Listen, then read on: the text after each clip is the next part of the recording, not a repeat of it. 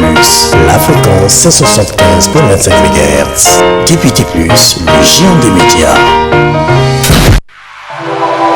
Émission.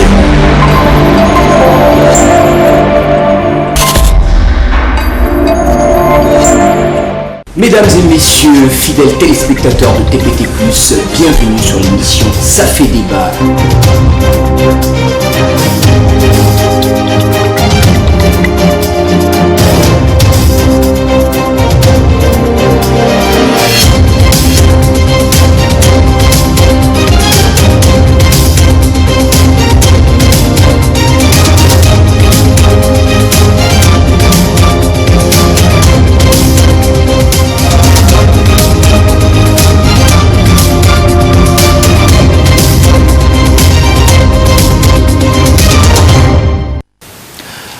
Bonjour à toutes et à tous et bienvenue sur l'émission Ça fait débat, plateau autour duquel les idées et les opinions se confrontent, se mêlent et s'entremêlent en vue de faire jaillir l'essentiel de ce que vous êtes en droit de savoir.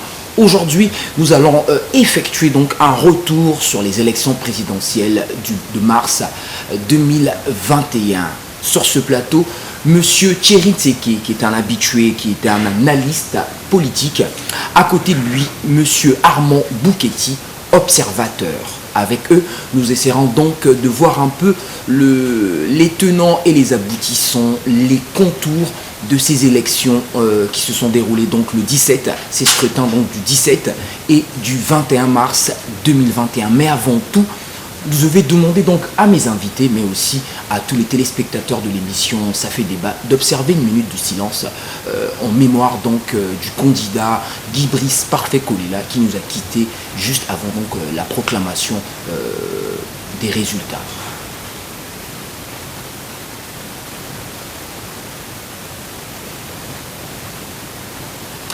Ceci étant fait, je souhaite donc mes condoléances à la famille biologique mais aussi politique de Guy Brice Parfait Kolela. Alors, Monsieur Thierry Tseke, comment avez-vous vécu ces élections présidentielles du 17 et du 21 mars?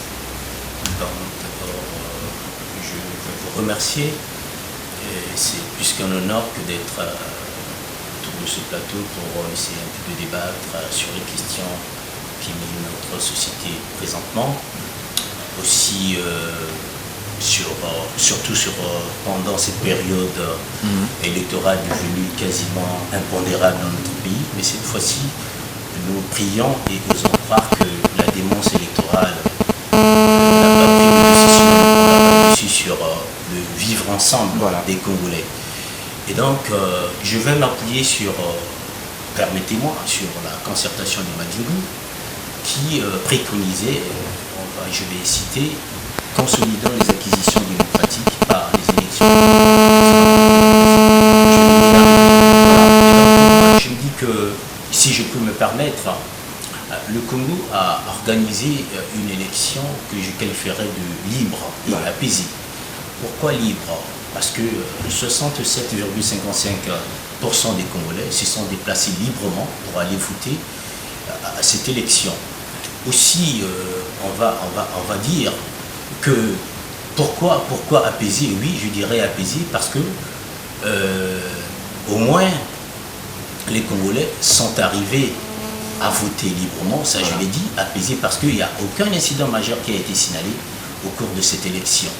Bon, transparente, je dirais, je laisse l'aval aux observateurs et aux délégués des candidats, qui eux au moins étaient plus près de la réalité. En ce moment, je ne peux pas vous dire. Mais pour ce qui est de l'élection, je vous dis que de prime abord, déjà c'est une élection que moi je qualifierais de libre et apaisée. La transparence, je vous dis, je laisse l'aval à ceux qui étaient plus près de la réalité. Et j'ai fait allusion aux observateurs et délégués des candidats.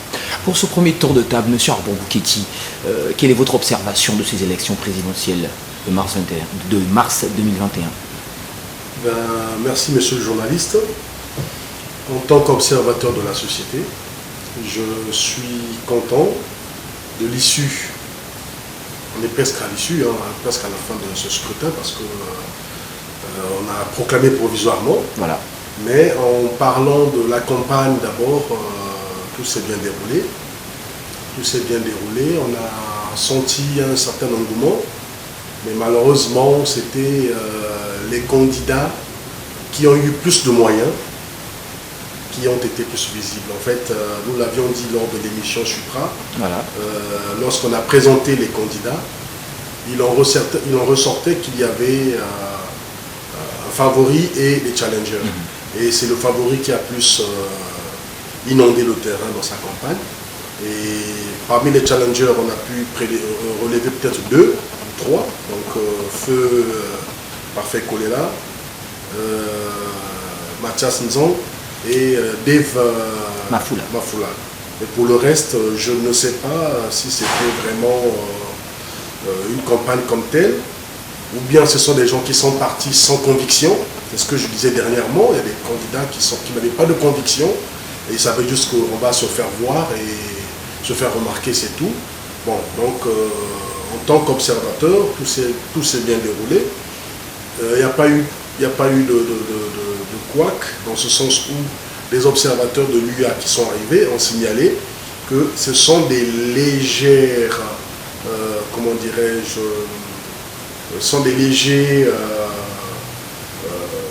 des légères incorrections qu'on a eu à voir, on a eu observé pendant les élections.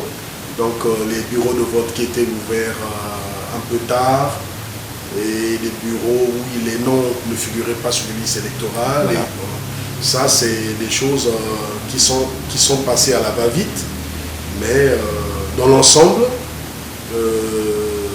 tout s'est bien passé. Monsieur Tcheritseki, vous qui êtes analyste politique, êtes-vous d'accord avec Monsieur Armand Bouketi que certains candidats ne sont venus là que pour faire de la figuration? Bon, oui, on va se référer à l'émission précédente. Voilà. Lorsque, ensemble, je crois, j'étais même le premier à l'aborder, parce qu'il s'est agi ici un problème de moyens. C'est là où je parlais de la fonction président, la fonction de président. Et sinon, sa postulation répondait à un certain nombre de critères. Donc, il fallait au moins avoir à rassembler une vision, ce qu'on appelle un projet de société. Il faut avoir à connaître au moins sa société, une parfaite connaissance de la société. Voilà. Il faut avoir la parole, ce qu'on va qualifier du charisme aussi. Il faut avoir les moyens, le critère le plus important, je l'avais souligné. Et donc, pendant cette élection, on a remarqué qu'il y a quand même un candidat qui, disons, le candidat de la majorité, avait plus des moyens que les autres candidats. Il a circulé l'ensemble du territoire national, contrairement à d'autres candidats dotés des moyens qui sont les leurs. Ça, on ne va pas se le cacher. Bon, maintenant, il faut voir à côté, il y a quand même Kipris Parfait Kolela, appuyé par Jean-Jacques Yomio Pango, voilà. Qui, on peut dire, il était aussi présent, il a répondu présent quand même dans la visibilité, dans la présence sur l'échiquier national. Bon, Mathias Nzan, il était quasiment pas visible. Et les autres, comme surtout que même auparavant, c'est pas quelqu'un de très visible. Effectivement. Mais médiatiquement parlant. Ça, on va le rappeler. Et donc, à côté de cela, il y a quand même ce nombre important de candidats qui étaient l'ombre d'eux-mêmes, quasi inexistants pendant cette période.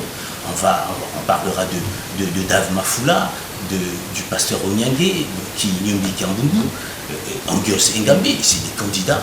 Je ne sais pas si peut-être il s'est agi d'une question de moyens, voilà. Mais ça, on va dire qu'on ne vient pas à une élection pour faire de la figuration. Et donc si on n'a pas de moyens, je crois que c'est mieux de laisser le temps, sinon la place à ceux qui ont des moyens pour aller battre campagne. Donc pour cela, je me dis que est-ce qu'il était important d'être là, et je crois que même leur présence dans la liste des postulants n'a pas fait d'effet.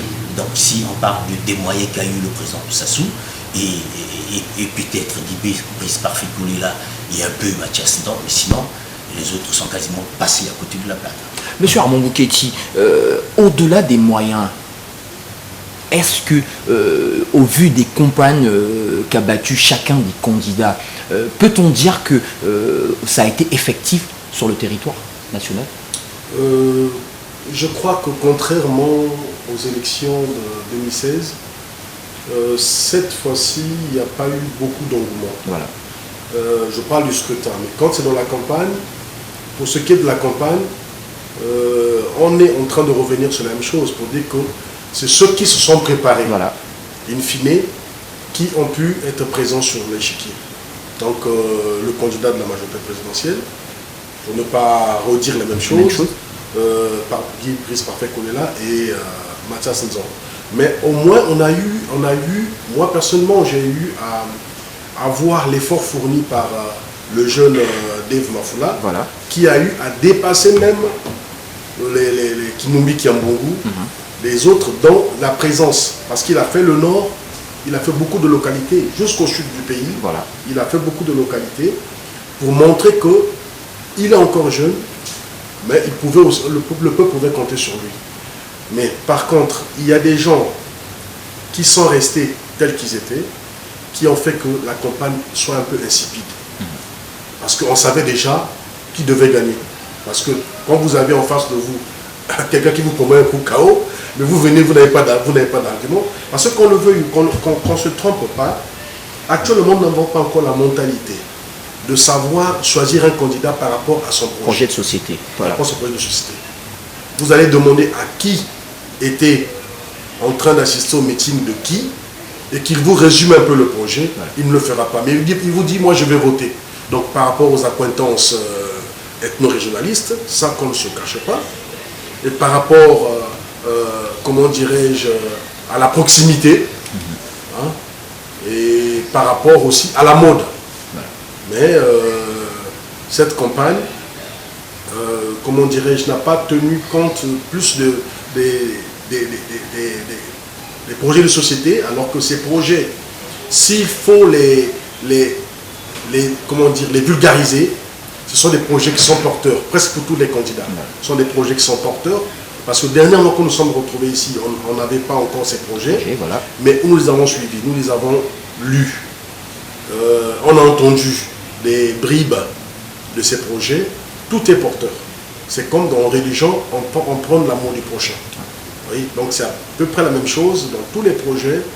Ce sont des projets, bien qu'il y ait eu des points sur lesquels on ne pouvait pas, hein, des points qui sont un peu négatifs, mais n'empêche que la campagne s'est bien déroulée et que les gens ont suivi par engouement, mais d'autres c'était plus par... ils ont surfé sur la vague de la mode. Parlons des projets de société, M. Tcheritseke. Est-ce que l'accent n'a pas vraiment été mis sur ces projets, comme disait tout à l'heure M. Armand Bouketi? Est-ce que c'est ce qui a occasionné l'échec des autres candidats? Monsieur Milano, nous sommes dans une société où quasiment, comme je l'ai toujours dit, les formations politiques sont quasiment le reflet de la région, de l'ethnie. Aujourd'hui, par le département. Et donc, les projets de société importent peu sur la filiation ou l'appartenance que nous avons avec le candidat. Aujourd'hui, les gens ont plus d'attrait sur ce que représente le candidat que sur le fond, qui est peut-être le projet de société. Donc, c'est ça le mal du pays, c'est ça le mal de nos sociétés, surtout la société africaine. On ne tient pas trop compte de ce que représente le contenu, sinon, disons, le projet de société. Donc, on a plus du regard sur ce qui est le candidat lui-même.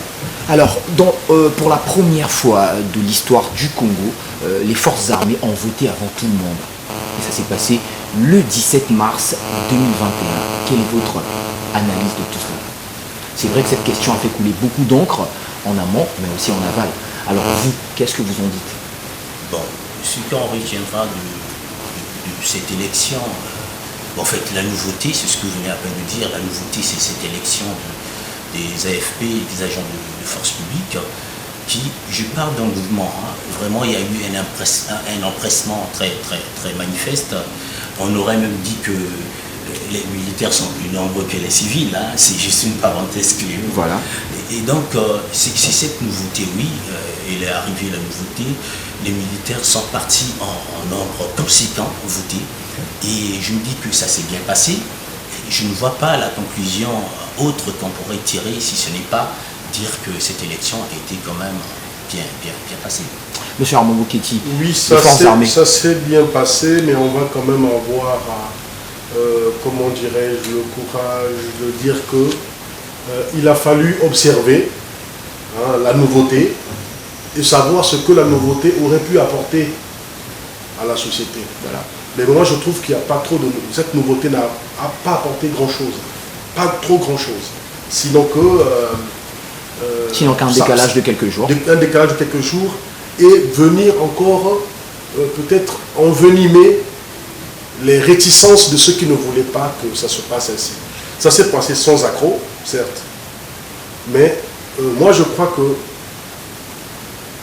on est militaire. Même si on est militaire, on est Congolais avant tout. Il n'y a pas de Congolais militaires, il n'y a pas de Congolais civils. Et pour qu'on fasse un vote pour les civils, un vote pour les militaires. S'il fallait faire un vote pour les militaires, on devait prendre ceux qui étaient choisis, retenus pour aller superviser le scrutin. Ce sont ceux-là qui devaient voter bien avant. Mais on a fait voter tous les militaires, mais ceux qui sont restés dimanche chez eux. Et on ne sait pas ce qu'ils ont pu faire aussi. Donc, cette nouveauté-là n'a pas apporté grand-chose de positif pour moi. Est-ce que M. Thierry Tseke est d'accord avec M. Armand Bouketi? Bon, puisque la divergence, on va l'accepter. Moi, je me dis que oui, son analyse tient route. Mais moi, je pense qu'il fallait quand même, pour ceux qui n'étaient pas d'accord, vraiment pour cette élection, ils ne pouvaient pas ne pas se présenter à cette élection. S'ils sont arrivés à accepter, et déjà, si je fais allusion à Mathias Nzong qui souvent veut le chaud et le froid, et la nuit et le jour, et par moments on se dit, qu'est-ce qu'on est, qu'est-ce qui se passe? Bon, on accepte, on est à Madjingoul, il y a une concertation, même s'il ne s'est pas présenté dernièrement, c'était son représentant qui était parti. C'est lui qui est là. Bon, lui dit que moi, c'est pas important ce qu'on va discuter là-bas, et surtout sur le vote des militaires, nous ne sommes pas accordés. Voilà. Et il était question que l'opposition soit aussi présent dans cette instance qui devait coordonner l'action de ce vote spécial. Et la mouvance n'a pas accepté de cette façon, n'a pas voulu que l'opposition s'y mette activement pour la supervision de ce vote spécial. Bon, maintenant, si on n'accepte pas cette réalité, et on est quand même dans la consultation, on accepte d'aller à une élection, et après on se dit qu'on revient encore donner des éléments qui ne concordaient pas avec ce qu'on concevait personnellement. Ouais. Moi je me dis que c'est pas une bonne amorce, pas une bonne façon de voir les choses, parce que nous qui par moment regardons ces hommes politiques, et par moment on se dit que nous sommes sur quelle planète. Oui, alors, mesdames, messieurs, je répète comme dernièrement, voilà. Ce sont ces types d'atermoiements qui viennent mettre un peu de l'huile au feu. Voilà. Alors, mesdames, messieurs, vous êtes nombreux à essayer de nous appeler à l'instant même. C'est maintenant que nous ouvrons le téléphone et vous pouvez appeler pour participer à ce débat et faire valoir votre point de vue sur le déroulement de ces élections présidentielles de mars 2021. Alors, monsieur Armand Bouketi, à 2 jours donc de la proclamation des résultats provisoires, survient le décès donc de Guy Brice Parfait Kolela, président donc de l'UDH Yuki. Comment avez-vous reçu cette information et quel effet ça vous a fait de savoir qu'un candidat meurt avant donc la proclamation de ces résultats provisoires? Bon, là encore, je l'ai appris beaucoup tard parce que déjà il y a eu avec ce blackout, concernant Internet. Voilà. Et à ce blackout dans mon quartier, nous avons connu 3 jours sans électricité. Merci de l'aborder déjà parce que c'était la prochaine question. Donc nous avons connu 3 jours sans électricité. Donc cette information, je l'ai eue un peu tard. Mais je me suis posé beaucoup de questions à savoir est-ce que son décès ne devait pas porter atteinte à ce scrutin, à la suite du scrutin. Voilà. Parce que bien après, j'ai vu Mathias Nzong lui-même qui a porté des réserves en soulevant ce point, l'article 70, je crois. Voilà, de la Constitution. Oui, mais qui parle en fait en cas d'empêchement de maladie ou de décès d'un candidat. D'un report. Oui, et puis de l'appareil d'un report. Dans les 90 jours. Oui, mais moi je crois que la dimension d'homme politique doit être une dimension qui soit visible. Par le peuple, par les sympathisants. Voilà. Et quand on essaie de faire comme un enfant qui va pleurnicher à toute fois qu'on lui retire un bonbon, c'est pas bien. Hein, pourquoi je le dis? Cet article dit que si l'un des candidats décède ou bien tombe gravement malade pendant le vote, avant le premier tour, avant le premier tour. Mais ici, nous n'avons plus de premier tour par rapport aux résultats provisoires qui ont été donnés. Mais déjà, lui, il revient alors que le décès a été constaté lundi. Donc ça veut dire que le premier tour est passé dimanche. Alors s'il veut encore soulever ce point-là, vous voyez que c'est une façon de créer encore de la zizanie, alors qu'au niveau de Madingou, ils se sont tendus. Le thème, comme le répète très si bien mon frère Thierry, c'est pour connaître les élections apaisées, un scrutin apaisé, et pour éviter qu'il y ait des couacs après. Voilà. Mais quand on va encore soulever des choses qui ne concordent pas, mais pour celui qui n'est pas intellectuel, celui qui ne sait pas lire les choses, il ne comprendra pas que l'article dit ceci, dit cela, et il va porter dans ce sens-là, et vous voyez que ça va encore soulever les gens pour rien, alors que l'esprit de Madingou voudrait que tout soit apaisé pendant le scrutin. Et après. Que vous évoque le décès de Guy Brice Parfait Koulela, M. Thierry Tseki? De la profonde tristesse, parce que cet homme était un homme politique très très aguerri. C'est quelqu'un que je dirais que la scène politique a perdu un homme de grande valeur, et surtout l'opposition n'en veut pas d'homme de cette envergure. Je me dis que c'est lui-même, même s'il n'y a pas eu, ils n'ont pas eu à fédérer leurs énergies ou stratégies, mais Guy Brice aujourd'hui s'affirmait comme étant celui-là qui avait quand même cette carrure, sinon de se présenter comme un homme digne de l'opposition. Parce que quand j'ai suivi son meeting à Saint-Pierre, on lui a posé la question de savoir est-ce que vous êtes réellement de l'opposition? Il a fait savoir si je ne l'étais pas, je ne vois pas qu'est-ce que je ferais ici. Et donc si d'autres n'ont pas accepté de se présenter à cette élection, si je le fais, donc j'ai des ambitions pour ce pays. Et donc moi je me dis que c'était le moment ou jamais, c'est lui qui parle de penser au changement, d'aller vers un changement. Et donc si vous voulez le changement, cela passera nettement par moi. C'était ce qu'il avait laissé. Propos.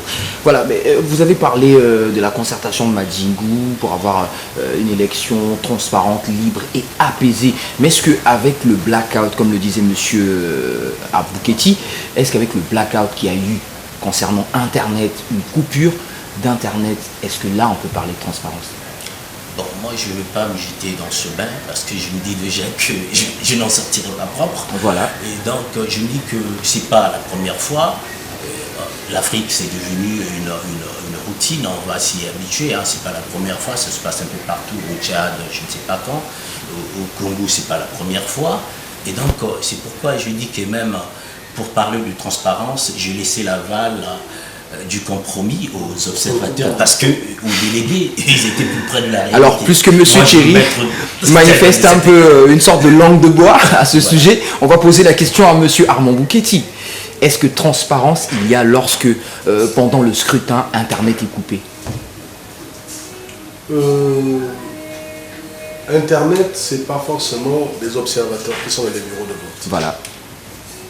Je ne sais pas quel dessin on a coupé, on a interrompu l'Internet, mais au moins c'est pas tellement clair. Et le ministre de la Communication a eu à dire que le gouvernement n'était pour rien. Je le crois sur parole.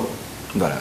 Il dit que le gouvernement n'était pour rien, je le crois sur parole, mais malheureusement, l'Internet est rétabli après la proclamation des résultats provisoires. Mais si le gouvernement n'est pas responsable, mais au moins qu'on apprenne à donner des bonnes nouvelles aux consommateurs que nous sommes. Dire, bon voilà, il y a eu une panne, vous avez observé une panne, bon certainement c'est une coupure de la fibre optique, tel niveau, nous nous en excusons. Cette panne n'a surgi qu'au moment de ces scrutins. Malheureusement. Et donc, à faire série, donc il faudrait que le gouvernement vienne quand même présenter des excuses à la population. Dire que si nous n'en sommes pas responsables, et voilà, et quand on nous laisse dans notre soif. Vous savez qu'il y a eu des gens qui ont perdu beaucoup d'argent. Voilà. Beaucoup d'argent. Il y a des sociétés aujourd'hui, il y a des start-up au Congo qui ne travaillent que grâce à l'Internet.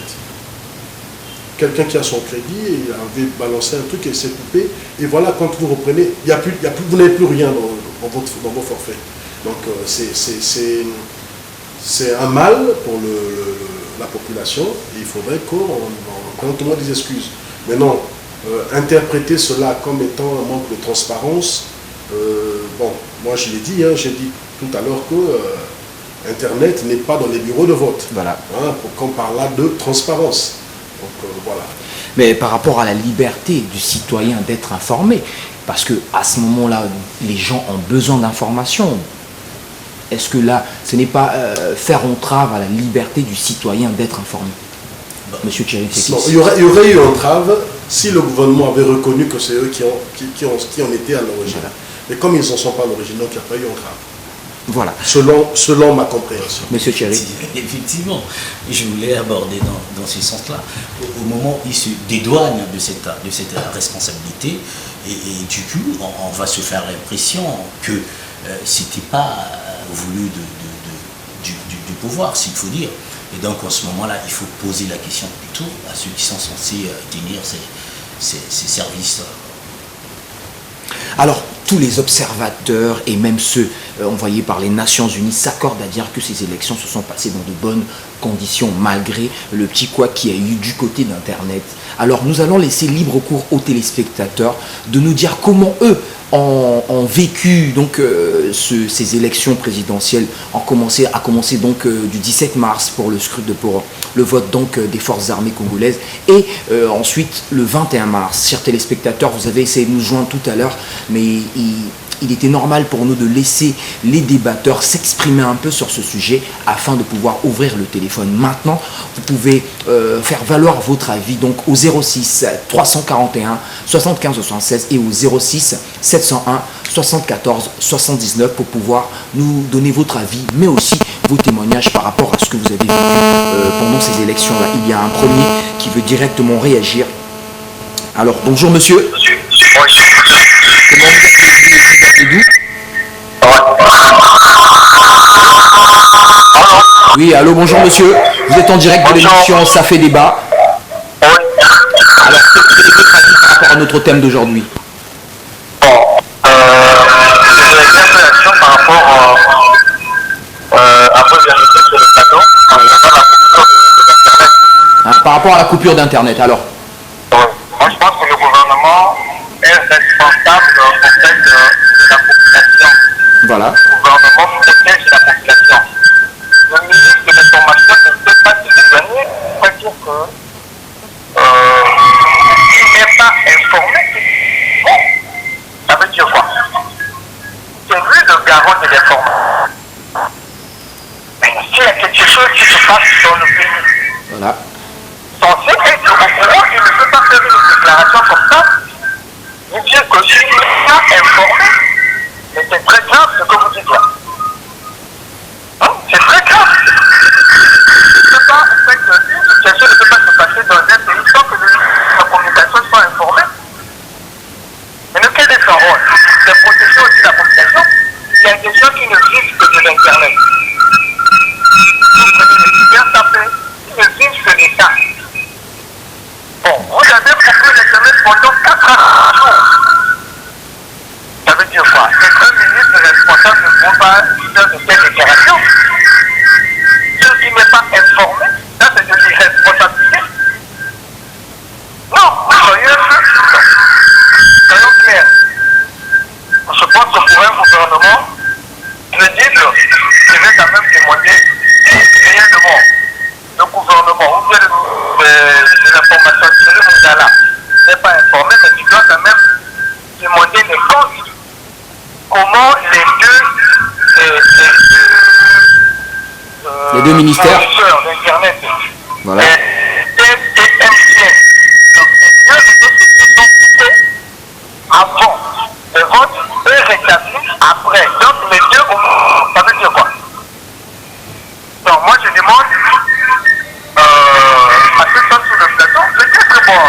peur, je sais, avec un peu la brutalité de notre gouvernement, mais d'être clair, le ministre de l'Information ne peut pas dire non. Il ne peut pas dire non, tu n'es pas informé, ça c'est une responsabilité. Et qui nous a fait très mal, on a souffert parce qu'on n'a pas Internet, on a vraiment souffert. Il y a des gens qui ont payé leur consommation Internet. Bon, ils n'ont pas reçu Internet pendant 4 jours. C'est passé comme ça. Nous avons compris le fond de votre idée. Alors, en gros, comment avez-vous trouvé, apprécié le déroulement des élections? Moi, je pense qu'il y a des vidéos qui circulent là. On ne peut pas se voiler la face des vidéos qui circulent là où on dit combien les gens 2000 pour aller voter le parti au pouvoir. Moi, en fait, moi, je suis congolais. Je donne mon avis. Si je donne mon avis, c'est pas parce que je suis contre le pouvoir. Non. Voilà, vous en avez le droit. Et c'est le but de cette émission. Voilà, j'ai une vidéo avec moi dans mon téléphone, là où je suis en train de prendre les noms et de donner 2000 cautions pour aller voter le PCD. Oui, bon, là, si on parle que tu es de l'opposition, je ne suis pas de l'opposition, mais c'est une réalité. Si vous voulez, je vais vous envoyer cette vidéo-là. Je l'ai. Alors, en tout cas, nous, pour le moment, nous n'en avons pas besoin. Je pense que tous ceux qui participent à ce genre de réunion ont droit à une petite collation. Et donc, c'est cette collation que l'on transforme en 2500. C'est pas cela? Non, ça c'était au public. Au public, relever les noms des gens, donc il serait 2000 pour aller voter. D'accord, nous avons compris. Nous avons compris le fond de votre idée. L'élection, je peux dire que oui, ça s'est passé dans le cadre. En fait, c'est ce que nous voulons. Voilà. Ce que nous voulons, mais dans le fond, il y a eu tricherie parce que, à beaucoup circulé, il y a eu tricherie. En tout cas, ça n'engage que vous. C'est votre opinion. Personne ne peut aller à l'encontre de ce que vous dites, dans le sens où ça n'engage que vous. C'est votre observation, c'est votre avis. Non, mais c'est une réalité. Voilà. En tout cas, merci beaucoup à vous d'avoir appelé et avoir réagi dans cette émission. Merci beaucoup. Merci. Voilà. Je voudrais réagir par À chaud. par rapport À la coupure d'Internet, j'ai noté Non, 2 points. Non, c'est pas la coupure d'Internet. Voilà. Moi, c'est plus. Allez-y. Voilà, j'ai noté donc 2 points essentiels sur lesquels ce monsieur s'est étalé. Malheureusement, je n'ai pas retenu son nom. Je pense qu'il a voulu aussi garder l'anonymat par rapport à ses propos. Il a noté que le ministre de la Communication et des Médias aurait mieux fait de protéger les Congolais dans ce sens-là, de nous expliquer, d'expliquer aux Congolais pourquoi Internet a été coupé et essayer de se dédouaner en disant que ce n'est pas le gouvernement qui a décidé de la coupure d'Internet, c'est de l'irresponsabilité. Voilà en premier ce qu'il a dit. Et en second, il dit que quand on donne de l'argent aux gens pour aller voter un quelconque parti, ces élections ne peuvent pas être transparentes ou alors, on va dire quoi? On va dire que pour lui, de remettre de l'argent aux gens, ça relève aussi de l'irresponsabilité parce qu'un citoyen doit choisir de lui-même un candidat. Bon, monsieur Milano, en fait, je réagis à chaud, surtout sur le premier point. Voilà. Le deuxième point, son deuxième point, je n'ai pas vécu ça. On peut entendre dire, j'ai ouï dire, mais je n'ai pas vu. Je ne peux pas dire ce que, mais si on a ouï dire, ça veut dire que... Il a même déclaré avoir une vidéo. Ça c'est lui, mais sinon, si j'ai ouï dire, ça veut dire que dans le vrai, il y a la vraisemblance. Voilà. Okay. Donc ça veut dire que dans 1 kilo de rumeurs, il peut y avoir 1 gramme de vérité. 1 gramme de vérité, voilà. Là, c'est le deuxième point. Hein. Je n'en tiens pas trop compte du fait que lui, il a ses preuves à lui. Voilà. Bon, voilà, donc, et que nous sommes ce que nous sommes. On ne peut pas oublier que nous sommes en Afrique. Il y a la concussion, il y a la corruption, ça ne manque pas. Mais par contre, je réagis sur le premier point où il a dit que c'est peut-être, les deux intervenants ont peut-être eu peur de noter le premier point concernant la coupure d'Internet, hein, parce qu'ils sont à la télé. Je dis, c'est pas la peur. Puisque j'ai bien dit ceci, c'est peut-être par retenue et non peur. Ah, monsieur, c'est par retenue et non peur. Mais j'ai bien soulevé le point. C'est moi qui ai soulevé le point de la coupure de blackout d'Internet. Et j'ai bien dit que le ministre a dit ceci, il a dit cela.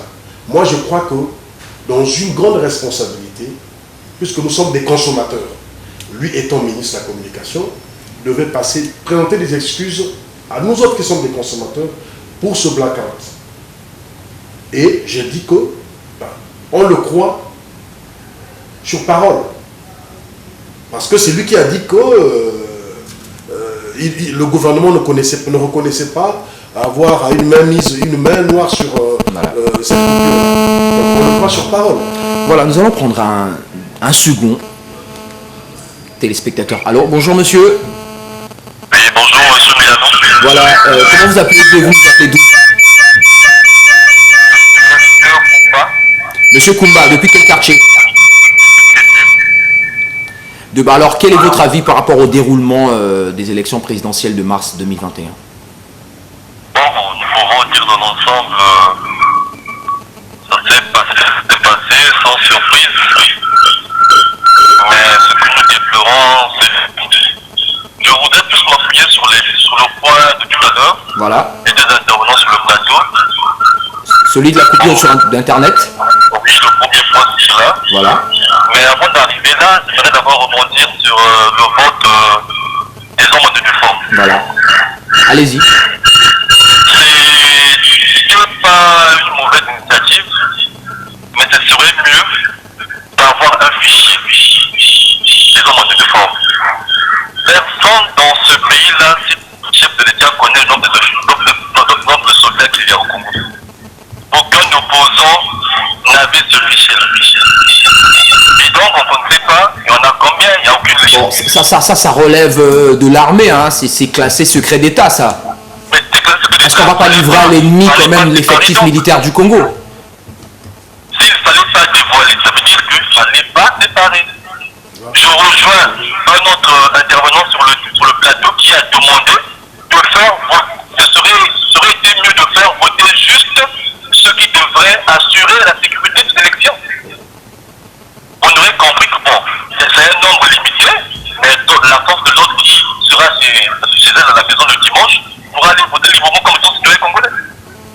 Voilà. Pourquoi séparer sans la maîtrise des nombres, donc même de l'effectif? Et c'est des gens qui ont voté parfois sans carte d'électeur, d'autres sont en mission dans les zones où ils n'ont pas été enregistrés. Bon, un véhicule ramasse, emmène, tout le monde aurait bureau de vote, tout le monde vote comme ça. Bon, vous voyez que ça ressemble à un cartel en fait. Ça, c'est question de démocratie. Mais bref, c'est passé, bon. Pour moi, il n'y a aucune surprise. À mon avis, j'aurais même souhaité qu'on évite de gaspiller du temps et de l'argent pour ces élections-là. Ça revient sur ce que j'avais dit dernièrement. Voilà. Alors, sur le deuxième point. Du temps perdu et de l'argent qui devait peut-être aider à payer les bourses des étudiants et les pensions des retraités. Mais il fallait quand même respecter la Constitution.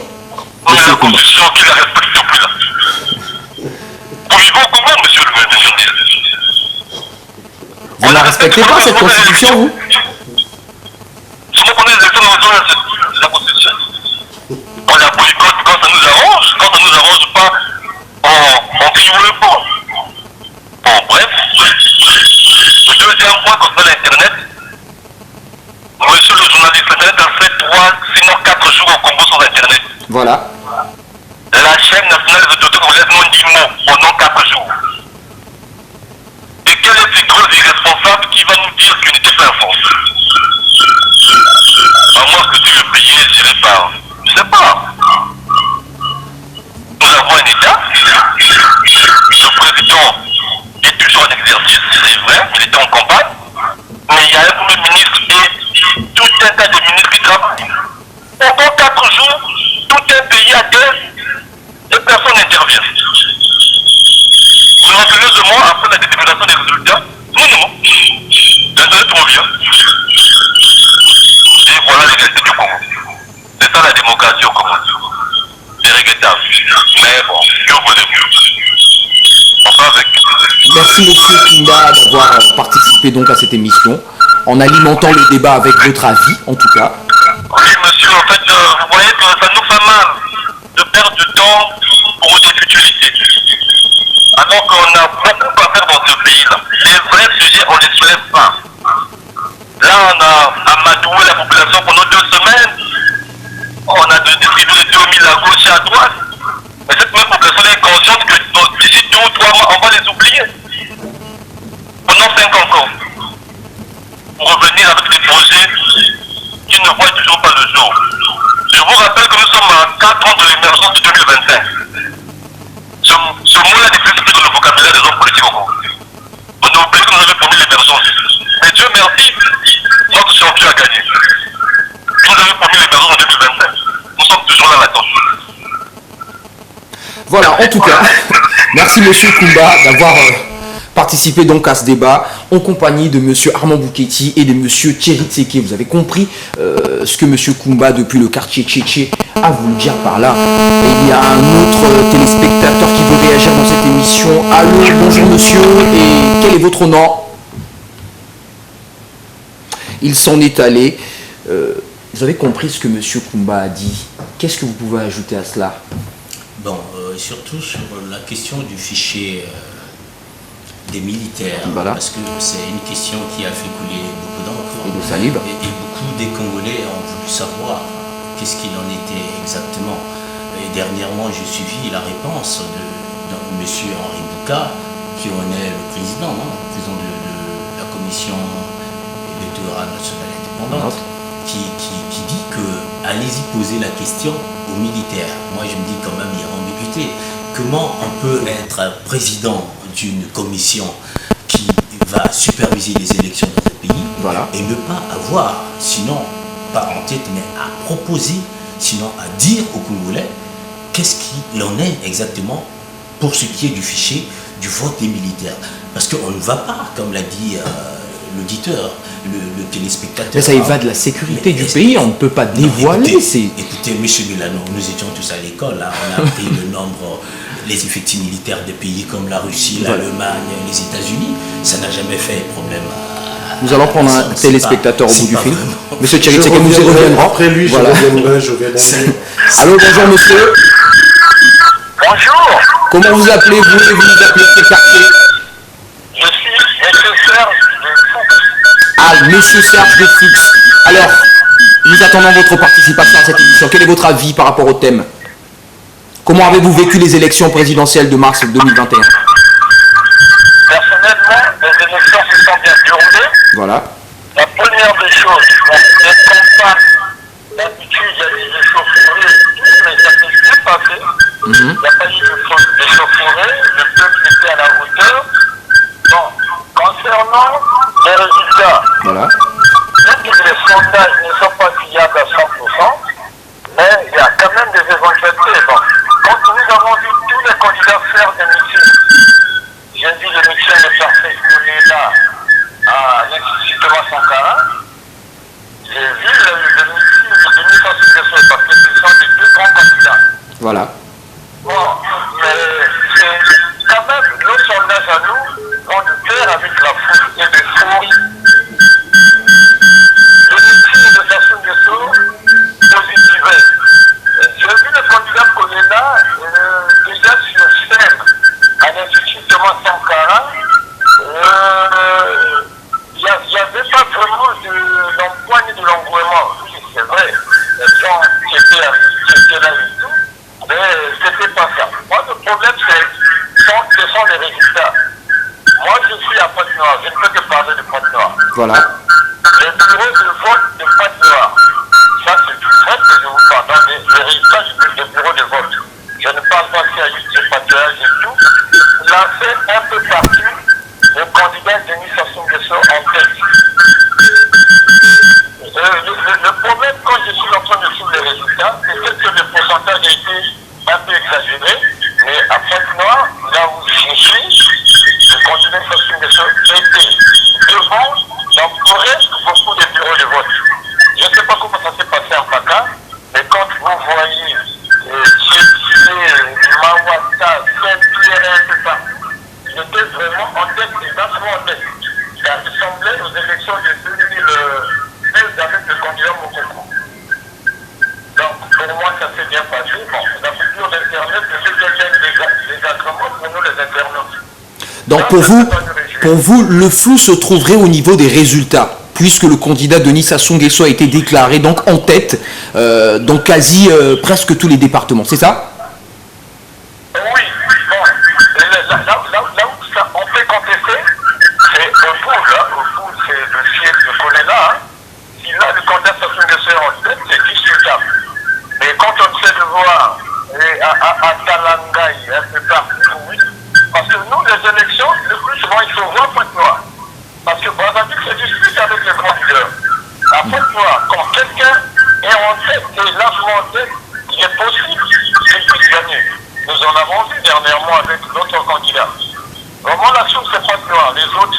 Mais est-ce que ce n'est pas la résultante de la campagne qu'a battu le candidat Denis Sassou Nguesso? Parce qu'on va pas se le cacher, il a peut-être été le seul à battre la campagne de la sorte. Mais c'est là où je suis. Je suis pas devant, je suis depuis l'antérieur. Il y avait vraiment de l'euphorie. Moi, je pourrais même dire que c'est une grande victoire pour Sassou. C'est pour une première fois qu'il fait des tels mouvements de foule et tout. Hein. Et nous les avons vus, même si ce n'est pas à 100%, nous avons vu cette foule se déferler. Et n'oublions pas que cette foule-là a été soutenue par l'UPADS. Voilà. Je suis dans un quartier là où, personnellement, hein, là où le ciel du parti collé là, vers la zone du Congo et tout, les politiciens, mais tout le bas pour de l'UPADS l'ont quand même soutenu. Et quand on essaie de voir les résultats, il y a un bureau, je parle de l'école primaire d'Adambou, il a mis ça dire Yuki, plus l'UPADS avec 46 voix, le candidat reçoit 276 voix, et un autre bureau, Yuki plus l'UPADS avait eu 71 voix, le candidat avait eu 278 voix. C'est quand même le siège. Excusez-moi personnellement, là où est situé le siège, là, c'est la ville de la Révolution. Ça veut dire que le candidat Sassou Nguesso a quand même marqué les sites de shérif existent, mais ça, c'est le pari d'autres. On ne compte pas trop sur ça. Voilà. Excusez-moi de vous interrompre, mais respect du temps de parole oblige. Merci beaucoup d'avoir participé à cette émission et de nous avoir fait part de votre avis.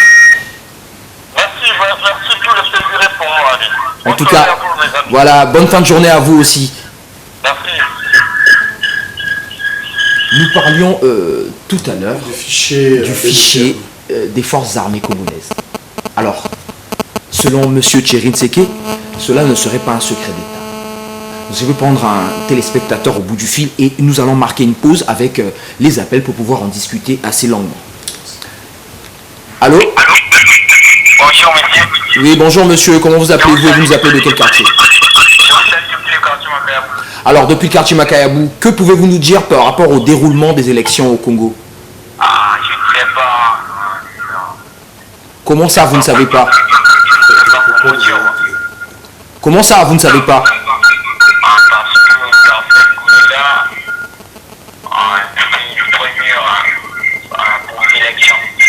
Ah? J'ai l'impression... Est-ce que... Donnez-nous votre avis par rapport au déroulement de ces élections-là. On a dit au déroulement. qui s'écarte un peu du récepteur de télévision. Pouvez-vous vous éloigner de votre poste téléviseur, s'il vous plaît? À ce qui paraît, monsieur ne savait pas vraiment à quoi consiste cette émission en tout cas. Bon, monsieur Tchérin Tseke, et je vais prendre un dernier avant qu'on mette un fin à ça. Allô? Bonjour monsieur. Bonjour monsieur, de quel quartier vous nous appelez-vous et comment est-ce qu'on vous appelle? Je suis à Tister. Vous êtes à Tister, alors que pouvez-vous nous dire par rapport au déroulement de l'élection présidentielle de mars 2021? Merci monsieur le journaliste. Vous savez que les élections au Congo, vraiment, ça décourage les Congolais.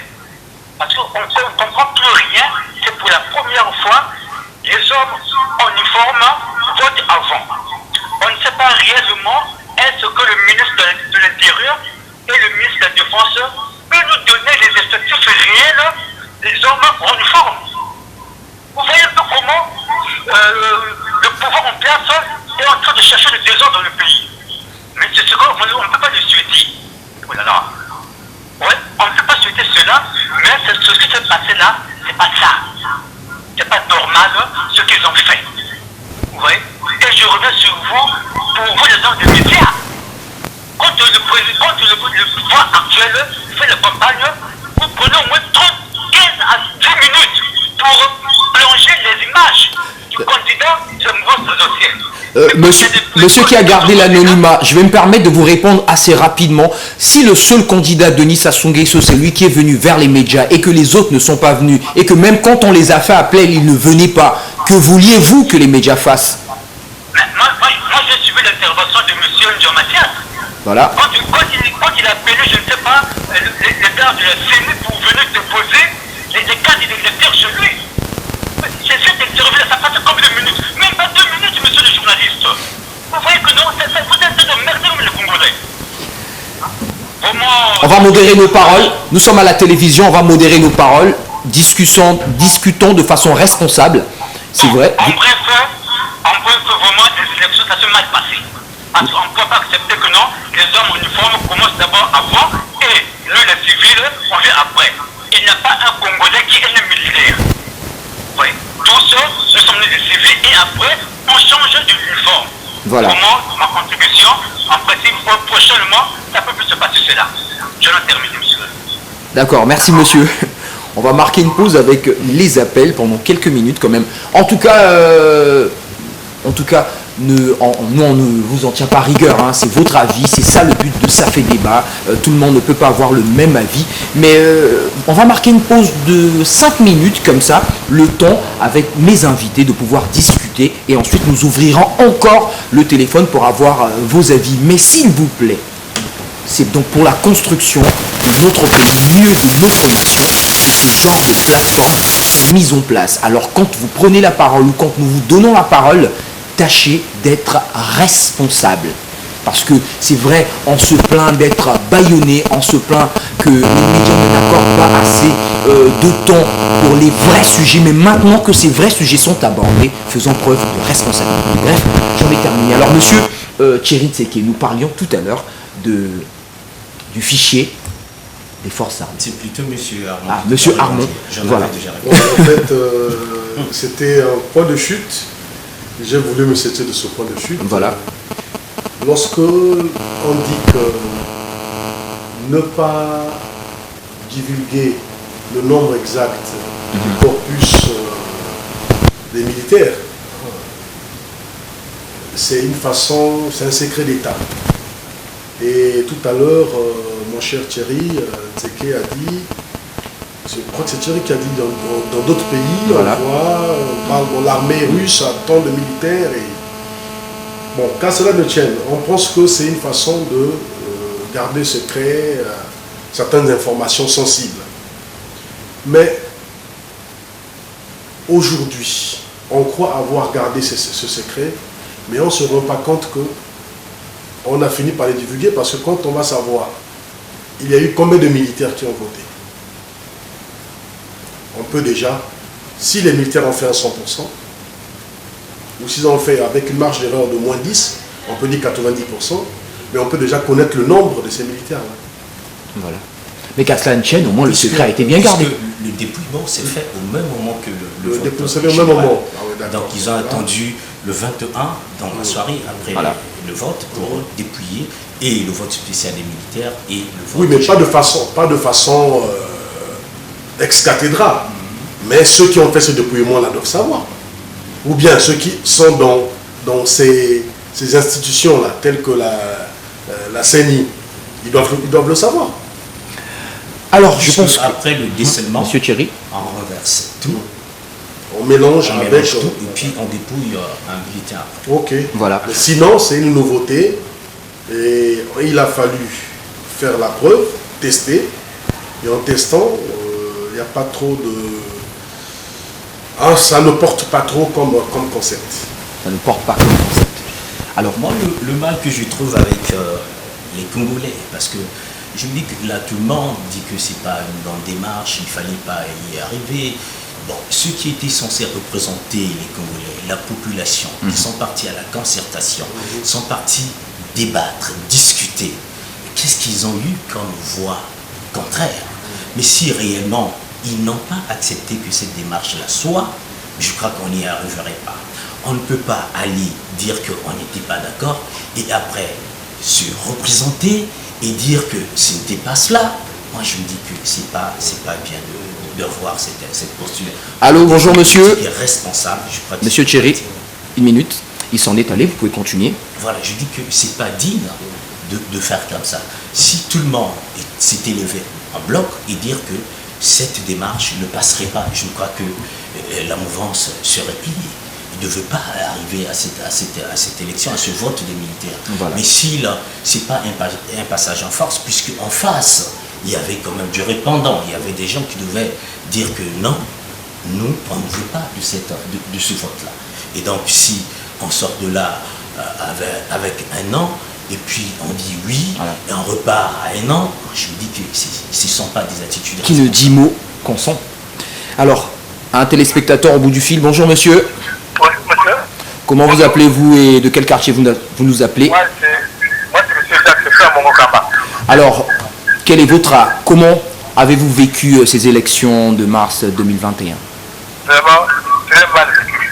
Voilà. Très mal Expliquez-nous. vécu, dans la mesure où les élections ne se passent pas comme ça. Il y a, si je vous dis que le Parti communiste du travail, je suis fort, le Parti communiste du travail, mais les élections ici au Congo, par exemple. Pourquoi? Je donne mes raisons. Il n'y a pas eu un vote pour pas de deux. Il n'y a pas un recensement. On ne peut pas s'aventurer à faire une révision des listes électorales. C'est pas quand même normal. Donc vous avez fait une élection comme ça. Donc ils ont pris. Je vais vous dire une chose, monsieur. Moi, par exemple, je suis allé me dire ma mère qui est morte depuis 2016. Nous, ils figurent encore sur les listes électorales. Et c'est normal. Hein? Donc, pour moi, ils ne peuvent pas gagner les élections si on organise une bonne élection en faisant des campagnes électorales, un recensement général. Ils ne peuvent pas passer. Je vous dis la vérité. Les Congolais sont déçus.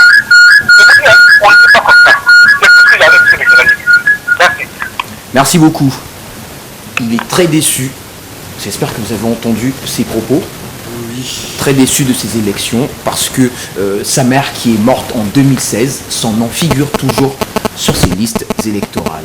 Oui, en fait, au début, au postulat, nous avons eu à souligner cela, Voilà. qu'il y a des observateurs de l'UIA qui ont eu à relever certaines incohérences. Mais ces incohérences n'ont pas été, comment dirais-je, susceptibles de rejeter en bloc,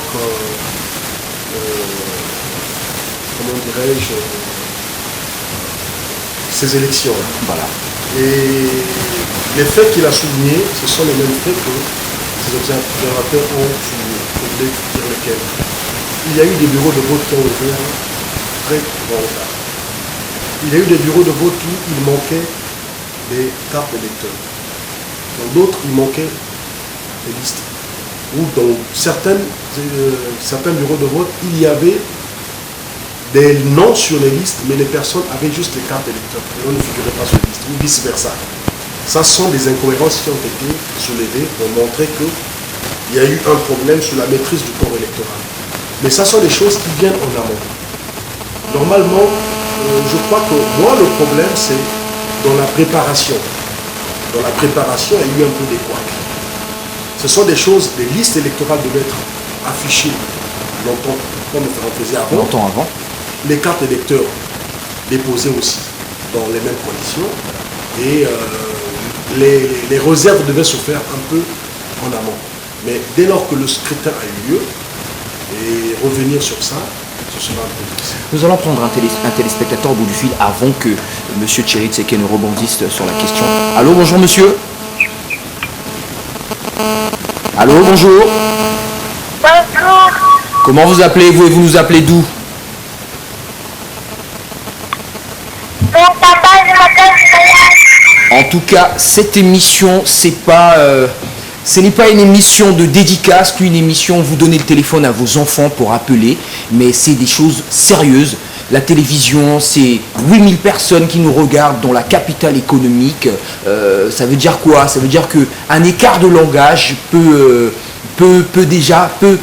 comme être de l'huile que l'on jette sur le feu. Nous voulons être dans la paix, dans la cohésion sociale. Alors quand vous prenez la parole, s'il vous plaît, faites preuve de responsabilité. Ne donnez pas le téléphone à vos enfants pour nous dire tout et n'importe quoi sur ce plateau. Monsieur Thierry Tseke, vous vouliez rebondir par rapport aux propos de monsieur. La question sur les listes électorales, j'ai toujours appris, je me réfère toujours à la concertation de Mandingo. Pourquoi? Parce que lors de cette concertation, l'opposition avait souhaité que l'on reprenne un recensement administratif spécial. Bon, la mouvance à penser que nous n'avions pas les faveurs du temps, on n'avait pas le temps matériel pour réorganiser, sinon refaire un recensement administratif spécial. Parce que le dernier en date, je crois, c'était en 2016, si je ne me trompe pas, nous avait pris 9 mois. Et donc déjà, quand vous voyez la concertation du Madingo, c'était en novembre. Et déjà, l'élection, on la prévoyait en mars, on n'avait pas assez du temps. Donc la mouvance a dit qu'avait quand même avancé cette raison en disant qu'on n'a pas assez de temps pour aller à cette élection. Et la mouvance, l'opposition, voulait que l'on reprenne, sinon que l'on refasse un nouveau recensement. C'est pourquoi Tati Mabiala, Madame Mounari, n'ont pas jeté leur dévolu sur cette élection, parce que pour eux, cette condition n'améliorerait pas vraiment, disons, ne balisait pas le chemin, sinon la route pour aller vers une élection transparente et équitable.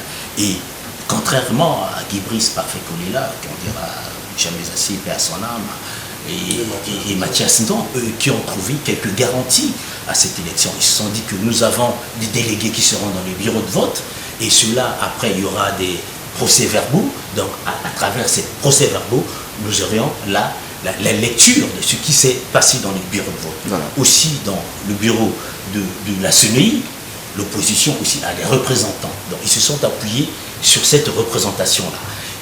Et Madame Mounari et Tati Mabiala, eux, ont pensé que ce n'était pas suffisant pour garantir une bonne élection. Et donc, la question sur ce fichier n'a pas trouvé vraiment consensus. N'a pas trouvé gain de cause. Ils se sont séparés en queue de poisson sur cet aspect des faits. Et donc moi je me dis que ceux qui ont accepté d'aller à cette élection, et aujourd'hui... Qui connaissaient les armes, ils ont choisi les armes pour aller à la joute. Ils se sont dit que nous avons des garanties et on y va. Aujourd'hui, entendre Mathias Ndon et peut-être, je me permettez ici, certainement aussi apporté dans le même sens, c'est que ce fichier-là n'était pas vraiment rassurant, il était vicié et très certainement erroné. Nous allons prendre un téléspectateur au bout du fil. Allô, bonjour monsieur. Éloignez-vous de votre poste téléviseur s'il vous plaît. C'est ce que je fais maintenant. Voilà. Alors. En fait, je tiens d'abord à apprécier l'émission. Voilà. D'abord, je me présente, mon nom c'est Mabiala Tonté, j'appelle depuis le quartier Loanti. Alors, monsieur Mabiala, depuis les quartiers Loanti. Comment avez-vous vécu ces élections? Que pouvez-vous nous dire par rapport à cela? Alors, par rapport à tout ce qui vient d'être dit, tout ce que je peux dire, c'est que les élections au Congo, qu'on le veuille ou non, malgré les théories, tout ce qu'on peut dire, voilà, c'est que tous les Congolais savent déjà que quand il y a tel candidat ou tel autre, les résultats sont connus d'avance. Ce qui veut dire en d'autres termes que depuis 2018 jusqu'à aujourd'hui, on assiste à la même élection, parce que nous avons toujours le même dénominateur commun, étant donné que tous les grands opposants qui font vraiment des enjeux du débat finissent parfois en faisant parfois à jeter l'éponge. Donc nous pouvons dire que aussi longtemps que nous aurons ce candidat, alors les résultats seront toujours connus. Il n'y a pas de miracle, tout était déjà prévu. Voilà. Alors, concernant les couacs, n'avez-vous pas remarqué certaines incohérences ou bien des couacs durant cette élection? Pour vous, tout s'est bien passé? Les incohérences, ce serait un peu difficile à dire. Voilà. Parce que nous savons que depuis 1998 jusqu'à aujourd'hui, c'est un régime qui a vraiment ses racines partout. Donc, ce serait moins évident pour un citoyen lambda comme moi de déconstruire toutes les théories déjà enracinées au Congo. C'est pas évident. Voilà. Donc, faute ou pas, on ne peut rien dire parce que nous ne maîtrisons rien. C'est pas le fait que les Congolais soient là pour voir comment on décompte les voix et que les procès-verbaux soient ici et là, mais personne ne maîtrise vraiment cette machine électorale. Personne. Merci monsieur Mabiala. Je vous en prie. D'avoir alimenté le débat aujourd'hui et bonne fin de journée à vous. Merci bien. Depuis 1998 jusqu'à aujourd'hui, les résultats sont connus par rapport à chaque scrutin qu'on a dans ce pays, a dit M. Mabiala. Êtes-vous d'avis avec lui? Bon, son appréciation, je dis que chacun de nous aura très certainement son appréciation. Parce que je dis quand même que en partie, il peut avoir des éléments pour justifier certainement son hypothèse. Bon, moi je dis qu'il y a quand même un regard. Il y a quand même un regard à porter. Il faut voir quand même qu'en 2002, le président Sassou est élu à 89%. En 2009, il est à 68%. En 2016, il est à 60%. Ça, je l'avais dit. Il était sur une pente descendante. Donc, il avait perdu quasiment 30% du suffrage, sinon de la confiance des Congolais. Et oui, on peut parler de manipulation, chacun est libre de penser si on avance les raisons qui lui semblent bonnes. Mais moi, je me dis qu'il y a quand même cette pente, il y a quand même cette perte, parce qu'on prend en référence les élections de 2016, qui ont quand même donné 60% à M. Denis Sassou Nguesso, M. le Président, 15% à M. Gébriseau Parfait Kolela.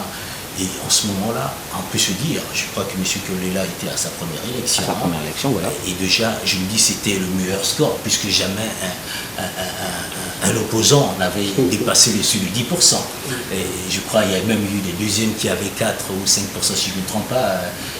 2002, Kinoubi Mbungu qui en sortait, je crois, avec 2%. Donc pour vous dire que M. Parfait, qui en 2016 fait un score de 15%, c'était nettement mieux, je dis fortement mieux. Et aujourd'hui, il est à 7%, il perd quand même la moitié de son suffrage. Je crois que Maurice Lemar, s'il était là, il devait contester, je ne veux pas savoir ces résultats-là. Et donc 7%, il faut aller un peu plus bas. Mathias Nzan aussi, qui, ma foi, est troisième, avec 1,90%. Voyez-vous, en 2009, il est quatrième avec 4%, et là il est à 1,90%, il doit aussi se faire des soucis. Et le quatrième, je crois, c'est Kinoubi Mbungu, qui est à 0,60%, qui en 2016 avait 2,74 si je ne me trompe pas. Vous voyez que là il perd aussi 2%. Si on va plus bas, on a Dave Mafoula, sur qui on n'a pas parlé. Il faut quand même dire que ce Dave Mafoula, si vous me permettez, pour une première élection, arrive quand même à nous faire 1,0, je crois, 56. Vous direz que c'est pas beaucoup. Vous direz que c'est pas beaucoup. Moi, je dis que c'est quand même important, parce qu'il a 9585 voix et à peine 1022 voix lui séparent du quatrième qui est Kinoubi Mbungu. Vous voyez, il arrive. Kinoubi Mbungu qui était un habitué des élections. À peine depuis 2002. À peine 1022 voix lui séparent de Kinoubi Mbungu. Et derrière lui, c'est le pasteur Onyangué, Albert Onyangué, qui est quand même sixième. Et voyez-vous, pour une première fois, et le banc dernier, c'est Angios et Ngambé. L'omnipotent Angios Ngambé, l'omnipotent, il est là, l'omniprésent, je voulais dire, il est toujours là, mais il n'a jamais fait un bon score. Le dernier scrutin en date, 2016, il est dernier avec 0,25, là il est dernier avec 0,15%. Et regardez l'écart qui lui sépare de Dave Mafoula, c'est 6884 voix. Voyez-vous, pour une première, un jeune comme lui, je me dis que c'est pas quand même à l'embarquer. Voilà. Est-ce que certains Congolais peuvent baser leurs espoirs sur lui pour les prochaines élections? Bon, je dis que c'est pas mauvais. Il arrive tout neuf sur un échiquier qui est fait quand même de cliquer le clap. Déjà avoir à occuper la 5e place, et je me dis que c'est pas aurait dû me répéter, c'est pas mal embarqué. Je crois que c'est quand même un élément à conserver. On peut se dire que pourquoi pas les échéances à venir, je crois que Dave pourra faire un score nettement. Monsieur Armand Bouketti, lors de l'émission précédente, avait un petit fait pour Dave Mafoula. Alors, le score qu'il a fait, est-ce que vous en êtes satisfait ou pas? J'en suis satisfait d'une part, et d'autre part non. Satisfait pourquoi? Il est tout nouveau dans la scène politique, comme j'ai dit dernièrement, tout nouveau dans la scène politique. C'est un jeune timide qu'on regardait, mais il m'a fait comprendre le contraire lors de ses campagnes. C'était une bête de scène, voilà. C'est quelqu'un qui s'est déchaîné, et souvent c'est une propension pour des personnes timides à pouvoir s'émouvoir devant des gens, quand on leur donne une scène, l'occasion de le faire. Et c'est ce qu'a fait Dave Mafoula, parce que j'ai trouvé qu'il a fait une campagne de proximité à l'américaine. Et il y a eu beaucoup de nouveautés. Et comme l'a dit Thierry, c'est quelqu'un sur qui le peuple congolais pourra compter dans les années à venir. Parce qu'il faut bien qu'un jour, la société, la classe politique change un jour. Hein, parce que hier, si on avait les 18 ans, aujourd'hui nous sommes dans la cinquantaine, on va vers la cinquantaine. Ça veut dire que nous devenons vieux. Donc nous déjà, on vit, on n'est plus des jeunes. Moi, personnellement, je suis plus jeune, je suis plus enfant, je suis maintenant vieux, adulte. Mais il faudrait bien qu'on laisse la place. Hein, transmettre, c'est ça en fait le leadership aussi. Savoir manager dans le sens où il y a une formation de la classe, une certaine élite, et on tend le témoin à une nouvelle élite qui va venir. Et cette élite-là, on pourra compter sur Dave Mafoula. Alors, Esti Kuhlman ou alors Prince Azuka, combien de temps nous reste-t-il encore pour ce débat du jour? Nous allons prendre un téléspectateur au bout du fil qui s'impatiente depuis un moment. Il s'en est allé, en tout cas, beaucoup d'appels dans cette émission. Prince Azuka, combien de temps nous reste-t-il? Parce que j'ai du mal à regarder le carillon donc, de TPT+. Il nous reste à peu près combien de temps? On va dire 5, 10, 30 minutes. Est-ce qu'on peut en... Voilà, donc on va continuer un tout petit peu pendant 10 minutes, je pense. Il nous reste à peine 10 minutes avant de clore cette émission en conclusion. Que pouvez-vous dire de ces élections-là? On va prendre ce téléspectateur et ensuite on va conclure l'émission. Allô? Bonjour monsieur. Voilà, allô? Je suis en train de suivre votre émission là. Ah voilà, merci beaucoup. Alors quel est votre avis par rapport au thème? Je suis Didier Ngoma. Monsieur Jules Ngoma. Non, Didier Ngoma. Didier Ngoma. Monsieur Didier Ngoma, depuis quel quartier? Je suis au quartier André Jacques. Depuis le quartier André Jacques. Alors que pouvez-vous nous dire par rapport au déroulement de ces élections? Comment se passent les élections présidentielles. Voilà. Vraiment, je vous assure, il y a eu beaucoup de trucs que nous ne pouvons pas digérer. Par exemple? C'est pas digne d'une élection présidentielle. Comme ils ont programmé les élus, on peut seulement le conserver comme ça. Mais vous pouvez quand même, ici c'est pour la construction de notre nation, peut-être que vos propos pourront tomber dans les oreilles de ceux qui sont habilités à gérer ce genre de problème. Je vous dis, la nation nous appartient. La nation nous appartient. Voilà. Je suis congolais de nationalité. Je suis directement un fils du pays. Voilà. Je suis né ici à Pointe-Noire, grandi à Pointe-Noire. Mes parents. Alors qu'est-ce que vous avez remarqué de fâcheux durant le déroulement de ces élections? Quand vous voyez quelqu'un qui vient vous donner 5 000 francs pour que vous votez monsieur de tête, ça c'est la corruption, non? Quand vous voyez quelqu'un qui vient, qui est d'un parti, qui vient vous donner quelque chose pour monsieur, je vous donne tant, votez monsieur Intel. Nous l'avons vécu dans notre circonscription, dans notre bureau de vote. Nous l'avons vécu. C'est que vous ne voulez. Donc les autres ont beaucoup d'argent pour corrompre, et d'autres candidats n'ont pas d'argent. La fois passée, on était, je me rappelle en 2016, quand Mokoko s'est présenté, vous avez senti, les gens ont dit, il y avait du Yambongouvé, il y avait du Yapamba. Et il y avait beaucoup de monde. Hein? Donc on peut vraiment le digérer comme ça. Voilà. Donc en gros, ça s'est mal passé pour vous, c'est ça? Ça s'est mal passé. Vraiment, ça s'est mal passé. C'était pas digne d'une élection présidentielle. Parce que quand on choisit un président d'une nation, j'espère que ça devait être direct à la loupe. Mais je suis sûr que c'est pas celle-ci. Moi, je l'ai vécu dans notre bureau de vote. Il y avait des gens dans des parages qui avaient beaucoup d'argent dans leur poche et ils finançaient des pauvres populations. Et moi, je sais que j'ai rien dans mes poches. On me présente 5 000 francs. Je peux le prendre On vous comprend tout à fait. Mais c'est pas digne d'une élection présidentielle. Merci monsieur Didier Ngouma depuis le quartier André Jacques. Bien des choses à vous et à toute votre famille et excellente fin de journée. Merci.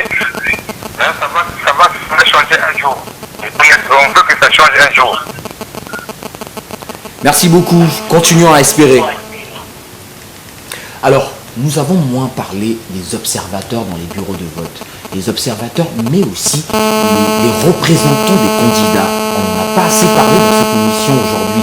Parce que la remarque qui a été faite par rapport aux journalistes qui ont été sur le terrain, mais aussi à certains observateurs, il y a eu des candidats qui n'avaient pas leurs représentants dans certains bureaux de vote. Et ça fait couler beaucoup d'encre et de salive en ce moment.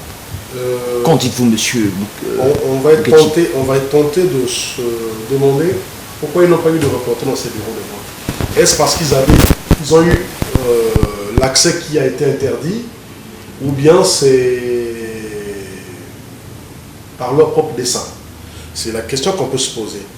Mais déjà, si vous avez un représentant qui a été interdit de prendre part dans un bureau de vote, là déjà, ce sont des observations que vous devez noter. Et ce sont des observations que vous notez et vous allez remonter cela auprès des personnes habilitées, donc ceux de la CENI. Maintenant, si par, comment dirais-je, par caprice, simple caprice, vous n'avez pas voulu envoyer vos représentants, vous allez vous en prendre à qui? C'est la question qu'on peut se demander. Dernièrement, nous avons parlé des moyens. On a vu par rapport à comment dirais, la veste des candidats et les chances qui leur étaient réservées à ce scrutin. Voilà. On a parlé des moyens. On a parlé des moyens et on était plus, en fait, consensuellement, nous sommes tombés sur un candidat qui émergeait du lot par rapport aux moyens financiers qu'il avait, la longévité et beaucoup de choses. Et quelque part, moi, je vais me dire que malgré sa longévité, ça pouvait aussi lui porter préjudice du fait qu'il était comptable de ceci ou de cela. Mais n'empêche qu'aujourd'hui, si vous avez, comme ce qu'a dit M. Thierry, hier, vous êtes retrouvé à Madingo, vous avez accepté, les autres se sont retirés, mais vous avez accepté d'aller à ce scrutin.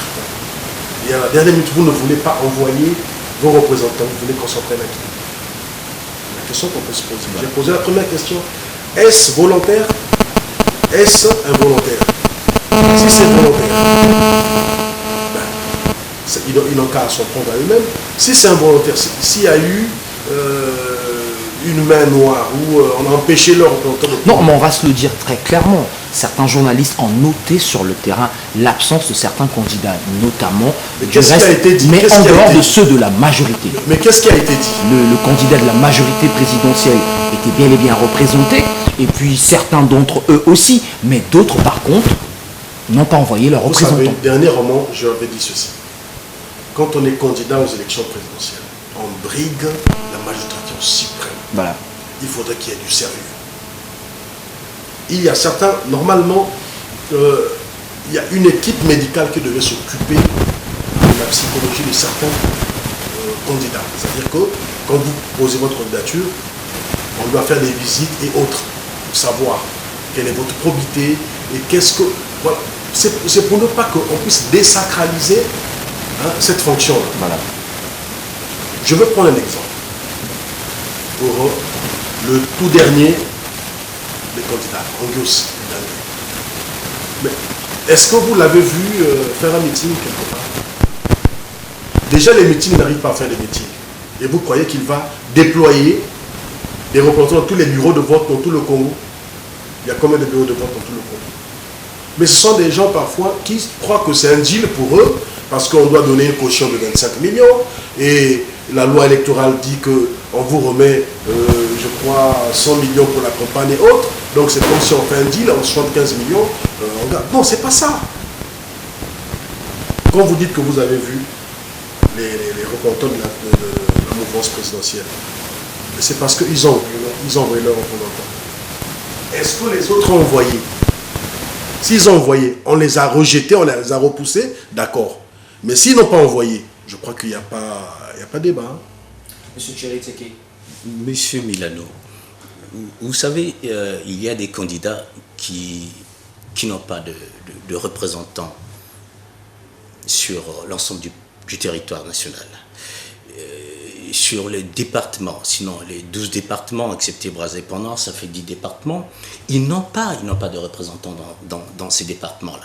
Bon, et figurez-vous, si on ne peut pas avoir des représentants, si on ne peut pas avoir un siège du parti dans un chef-lieu de département, bon, combien, à plus forte raison, avoir des représentants? Vous savez combien ça représente le nombre de bureaux de vote dans un département?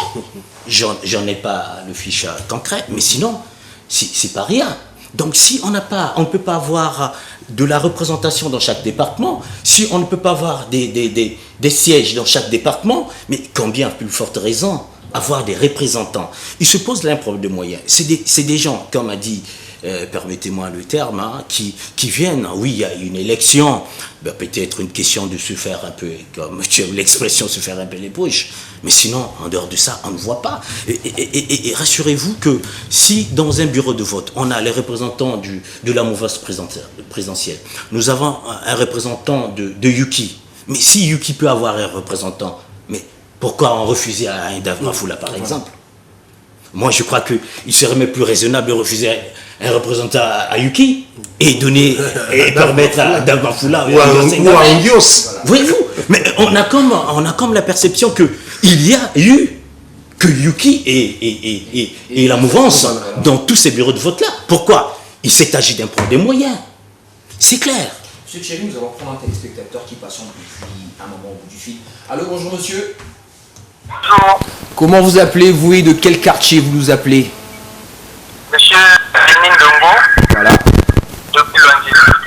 Alors, quelle est votre appréciation du déroulement des élections présidentielles du 21 mars 2021? Bon, moi je fais bon, c'est mitigé. C'est mitigé. Pourquoi? Parce que quand on regarde la loi électorale, j'aimerais que vos interlocuteurs, ceux qui sont sur le plateau puissent réagir sur ce point, s'il vous plaît. Voilà. J'aimerais que la loi électorale stipule, vous voyez bien que pendant les campagnes, n'oubliez pas que nous sommes, il y a le Covid dans notre pays. Voilà. On veut demander qu'on puisse avoir les bavettes, qu'on puisse avoir l'eau pour laver les mains, donc tout ce qui va pour éviter. En gros, toutes les mesures barrières. Voilà. Allez-y, donc, gros, vous avez parce qu'il vu- nous reste quelques poussières de minutes. Vous allez être le dernier intervenant. Donc, voilà, merci. Donc, vous avez vu que ce soit l'opposition ou bien le gouvernement, personne n'a adhéré. Donc, personne n'a respecté ce droit-là. Ça, c'est le 1. Et le 2, vous allez voir que même dans notre pays, nous ne sommes pas encore vraiment un pays démocratique. Parce que si vous prenez par exemple Talangaï, c'est le fief de Tasso, si vous prenez le Pau, c'est le fief de Kolela, si vous prenez donc, et ce qui m'a indigné, au fait, c'est à Ouando, là où le président sortant remporte 100%. Ça doit quand même attirer notre attention. Ouando, c'est quand même le siège de Yumbi Opango. Et le président sortant rafle 100% de voix. Ça doit quand même nous interpeller. Et en fait, c'est impossible. Je dis bien c'est impossible. Même une fois à Yumbi, rien, ça doit quand même nous interpeller. Vous voyez? Donc, moi, je me dis que on doit quand même, on peut parler. Moi, je bénis Dieu. Je bénis Dieu pour la paix. Les élections sont passées dans la paix. Je bénis le Seigneur pour cela. Mais, restons dans le fond, nous allons voir que ces élections, vraiment, il y a eu des ratés. Que ce soit les votes militaires, il y a eu des ratés parce qu'il y a eu des camouflages. Nous ne savons pas combien ils sont. Et quand vous regardez dans les départements, il y a des leaders, même des leaders politiques. Mais, dans ces départements, que le parti au pouvoir rafle au détriment de ce leader, moi je dis qu'il y a un problème. Vraiment, sérieusement, il y a un problème. Donc, voilà un peu les 3 points. Lavement des mains à cause du Covid, tout le monde a foulé au pied cette loi, alors que moi ça a été adopté au Conseil des ministres, même eux-mêmes le pouvoir, ils ont foulé au pied. Vous allez voir qu'après ces élections, élections, nous allons parler de Covid, alors que nous allons fouiller au pied. Tout le monde n'a pas respecté cette loi. Voilà. Vous voyez? Et après, nous allons voir les leaders dans les départements que le PTT a tout raflé, il y a problème. Et troisièmement, les hommes en uniforme, c'est un problème réel. Un problème réel. Il y a un directeur qui est passé, il nous a dit qu'il faut enlever cette loi. Mais non, la loi a été votée au Parlement. La loi a été votée au Parlement. Alors, rappelez-nous votre nom, s'il vous plaît. Monsieur Denis Dongo depuis... Monsieur Denis Dongo. Alors, nos débatteurs vont vous répondre assez rapidement, parce que nous sommes à la fin de l'émission. Merci beaucoup. Merci. Alors, Monsieur Denis a souligné 3 points essentiels. J'espère que Monsieur Thierry, qui se lance en premier pour répondre à son questionnement. Bon, je vais m'intéresser à la question concernant le vote d'Owando, Voilà. du candidat de la mouvance qui a raflé les pourcentages, qui a fait 100%. Bon, moi je dis que Owando, c'est quand même, comme il a dit, le fief de Jean-Jacques Yombi-Opango. Je reviens sur ce que j'avais dit, il y a eu des garanties, parce que lui, il fait coalition avec Guy-Brice Parfait-Koulela. En ce moment-là, ils ont eu des représentants dans les bureaux de vote. Il y a eu des procès-verbaux. Donc, après quoi, M. Yombi était censé connaître ces écarts. Donc, qu'est-ce qu'il en est? Qu'est-ce qu'il devait faire? Qu'il lui brandisse la preuve exacte des chiffres qui vont aller à l'encontre de ce qui a été présenté. Voilà. Sinon, lui par le ministre de l'Intérieur. Là est le problème. Parce que jusqu'à aujourd'hui, je ne sais pas si M. Armand l'a suivi, je n'ai pas suivi M. Yombi nous dire que nous avons la preuve, puisqu'il y a eu des représentants. Ce sont les garanties qu'ils avaient. Ils ont dit qu'ils ont des représentants. Ils vont se fier aux procès-verbaux. Et maintenant, ces représentants, ces délégués de bureau de vote, qui lui apportent ces procès-verbaux, et en fait, qui le brandissent la réalité, qui ferait que monsieur Sassou Nguesso, le candidat de la majorité, n'a pas fait, sinon on n'a pas eu les 100% à Owando. C'est tout ce que je pouvais dire. Monsieur Armand Bouketi, sur le non-respect des mesures barrières, qui pourtant a été normalement a été plébiscité par la CENI. N'oublions pas ma veste. En commençant l'émission, j'ai dit que je suis un observateur de la société. Et effectivement, ce problème-là a attiré mon attention dès le départ. Et j'ai même eu à souligner au cours de plusieurs débats qu'on ne sera pas surpris. Tout le monde ou presque a oublié ces règles-là. On ne sera pas surpris qu'après le scrutin, qu'on puisse nous reconfiner. Parce que qu'il y ait une résurgence de la pandémie. Oui. Pour preuve, nous avons un candidat qui en est une certaine maman. Voilà. Et qu'autour de lui, il y a eu une ceinture. Et donc, il y a une certaine propagation. Et je ne parle pas que de lui, je parle de... On n'a pas tenu compte des mesures. Et que ce soit la mouvance présidentielle ou l'opposition, personne... On a oublié la Covid-19. Mais on va s'en rappeler, on va s'en souvenir juste après le scrutin. Dès qu'on aura investi le président, le nouveau président élu, je crois qu'on va nous remettre dans un confinement. Et tout dernièrement, plutôt pour les chiffres, les 100% et tout, dernièrement j'avais soulevé l'expression des élections à la soviétique, lors de l'émission précédente. C'était par rapport à l'engouement que nous voyons lors des déplacements du candidat Sassou. Mais, qu'à cela ne tienne, ce ne sont pas tous ceux qui allaient assister à sa campagne qui devaient voter. Il y a de ceux qui n'étaient pas en âge de voter. Ou il y a d'autres qui n'avaient pas de pièce d'identité. D'autres encore n'étaient pas peut-être des Congolais. D'autres encore n'avaient pas les noms sur les listes électorales. Donc, 100% dans ces localités-là, ça paraît un peu mitigé. Voilà. Maintenant, pour pouvoir apaiser, mettre un peu de l'eau dans le vin, il faudrait que les candidats qui se sentent lésés dans ces localités-là puissent montrer les preuves de contraire plutôt devant les organes qui sont appropriés. Ben voilà, avant que Des vous retours, puissiez donner votre conclusion, j'aimerais vous lire un SMS qu'un téléspectateur nous a envoyé. Malheureusement, il ne s'est pas présenté. Il dit il aurait été plus crédible d'avoir des débatteurs qui ne fassent pas toujours l'éloge du régime actuel, comme sur d'autres médias dont je ne citerai pas le nom. Ce téléspectateur estime que vous faites l'éloge du régime actuel. Personnellement, je ne sais pas. D'autres sont en train de me suivre. Peut-être qu'ils me suivent, ils me suivent avec un léger problème de divergence visuelle, son acuité. Moi, je pense que lorsque je suis en train de parler, tout à l'heure, il y a un auditeur qui a dit, plutôt un téléspectateur qui a dit qu'on avait peur. J'ai dit non, c'est pas la peur. Quelque part, j'aimerais qu'on dise, on parle de retenue et non de peur. Mais au-delà de cela, vous suivez bien la logique de notre débat. Moi, quand je parle, je dis, quand ça marche à gauche, ça marche à gauche.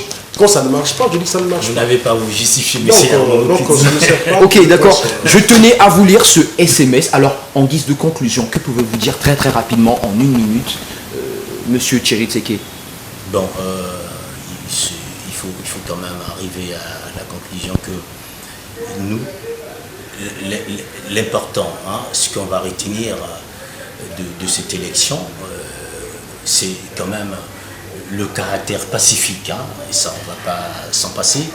C'est ce que attendaient les Congolais, parce qu'on est habitué dans ce pays à assister à des périodes post-électorales qui nous emmènent souvent à des déboires. Et moi je crois que le principe était là. Il fallait quand même arriver à ce moment d'accalmie, de quiétude absolue, il faut le dire. Moi, c'est ce que je note. Bon, pour ce qui est de la crédibilité de cette élection, il faut, de toute façon, la Cour constitutionnelle ne s'est pas encore exprimée sur cette élection. En attendant, je crois que d'ici là, ils vont s'annoncer. Voilà. Bon, maintenant, sur la crédibilité de cette élection, je me dis qu'il faut quand même, pour ne pas interpréter ce que les téléspectateurs disent, nous ne sommes pas là pour soutenir tel ou tel autre candidat. Si nous sommes ici en tant qu'analystes, faire des analyses et venir rendre notre sens de réflexion. Et donc ici, le mobile, ici, le principe était de voir que le pays soit dans cette quiétude-là. Maintenant, je vais y arriver. Pour ce qui est de la quiétude, pour ce qui est de la crédibilité de cette élection, ça, chacun de nous est libre de faire des analyses. C'est pas de la peur. Peut-être, comme l'a dit M. Armand, avoir un peu de retenue, c'est pas mauvais, parce que dire de n'importe quoi, ce sera aussi s'accuser. Voilà. Monsieur Armand Bouketi, qu'avez-vous à dire en guise de conclusion? Ouf. Ouf, parce que c'est vrai, quand il y a des élections, les gens sont dans le qui-vive. Parce que chez nous, en Afrique,